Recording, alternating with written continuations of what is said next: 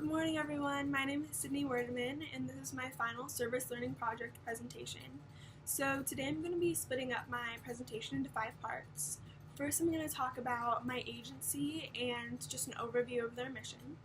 Then I'm going to go into 3 interpersonal skills and how I believe I sort of improve those with 3 specific examples. Then I'm going to go into my STEAM goals and whether or not I think that I accomplished them. Fourth, I'm going to talk about a couple of ways I believed that I've contributed to my organization. And then finally, I'm just going to talk about just a quick overview of my general feelings about the service learning project experience. So first of all, I volunteered for the Center for People in Need. The Center for People in Need's sort of mission, I guess, is to provide food, necessities such as, toothpaste, cleaning supplies, clothes to the poor, to provide English as a second language or ESL services, and to provide employment services to ex-convicts and poor people. So going into the second part of my presentation, I'm going to talk about 3 interpersonal skills and examples of them that I've used during this experience. And those 3 are perception, handling stress, and active listening. And so first I'm going to talk about perception. So going into this, the Center for People in Need, like I've just stated, is a place that really helps people who are poor. And so going into this, I've had a common perception of what it means to be poor or impoverished, which is, oh, these people, they live in streets or on shelters. Some of them don't have family or family that can help them. And they, don't wear clean clothes. They have one pair of clothes, or just general sort of common stereotypes about what you think of when you think about people who are poor. And so one day I was working in the pantry and this lady came in to get her goods. And she was talking about how she was so excited to make her daughter a birthday cake and how she had rounded up all the supplies for it and she had never made one before, but her daughter was really wanting her to, and she just couldn't wait to have this experience and to surprise her daughter with a birthday cake. And so I sort of realized, oh, these people, they're regular people like us, and they're just living paycheck by paycheck, and sometimes it's just not enough.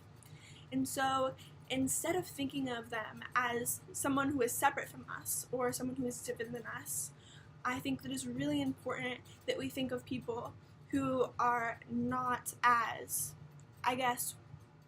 privileged as someone like myself is, as, just a human being trying to get by. And that was a really important experience for me because it really changed my perception on how I think about these sort of situations, and I realized that the mindset that I had before was just wrong. And so I am definitely grateful for that experience, and that was definitely valuable for me in that interpersonal skill. So my second interpersonal skill is handling stress. And this was a big one for me because I'm someone who gets stressed out incredibly fast. And so in general, what I would do when I would get to my site is I would talk to my supervisor and figure out what all needed to be done that day, whether it was, helping out in the pantry, sorting goods, inspecting goods. I would figure it all out, and either in my head or in my notes, I would sort of make timestamps of when I wanted things to be done by so that I could do things myself in an orderly manner, or else, when I have a lot of things on my plate, I get really stressed out. So figuring this out and sort of implementing it every single time I was at my site really helped me in the aspect of handling stress, not only at my site, but at school too, when it comes to stuff like classes and allotting time to study for each class. So definitely I think that experience helped my handling stress interpersonal skill. So my third and final interpersonal skill that I have an example for is active listening. And this was a really big one for me because, like I've talked about in the past, a lot of the people that come into Center for People in Need don't speak English, or at least not very well, and language is a huge barrier in some aspects of the job. So sometimes when I'm working in the pantry, this one time specifically, this man had come up to me and he was asking for Clorox wipes. and I did not understand what he was trying to say to me. And sometimes, going back to my handling stress interpersonal skill, I get really stressed out when I can't understand what a customer is needing.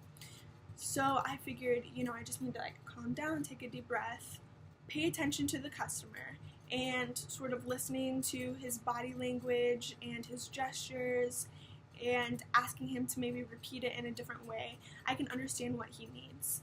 And I found that using this method when I'm talking to customers is really, really useful. And yeah, I definitely think that in terms of active listening, my interpersonal skills definitely have improved. So third, I'm going to move on to my STEAM goals. And my STEAM goals are actually the same goals that I just talked about. So perception, handling stress, and active listening. And from my examples, yes, I definitely think that I accomplished all three of these, improved all three of these, and all three of these were a success. I think the perception, handling stress, and active listening are incredibly appropriate interpersonal skills for my site because they're things that I encountered and have the ability to work on every single day, and I don't think I would have changed that. So the fourth part of my presentation is just a couple of ways that I think I contributed to my site. First of all, I worked in the pantry a lot, and before I was there volunteering, nobody else was. So it was just the lady at the front desk, and she was the one who was dealing with everything. So organizing things, shelving things, dealing with customers, checking out customers, and it was a lot of work for her. So I think that me being there really helped out and contributed to the whole process of the necessities pantry. And second of all, I definitely believe that my help in sort of inspecting and organizing goods helped get things done in a more timely manner. And I think my sort of method for handling stress about allotting certain times for different things really contributed to that, and I definitely believe that I helped out in that aspect. So finally, I'm going to talk about, my general feelings about the Surface Learning Project. I had an amazing time. I would 100% recommend this to anyone. And yeah, I think that it was an amazing experience, and I wouldn't do it differently. I loved it. And yeah, in conclusion, this is my, final Surface Learning Project presentation, and I hope you guys really enjoyed.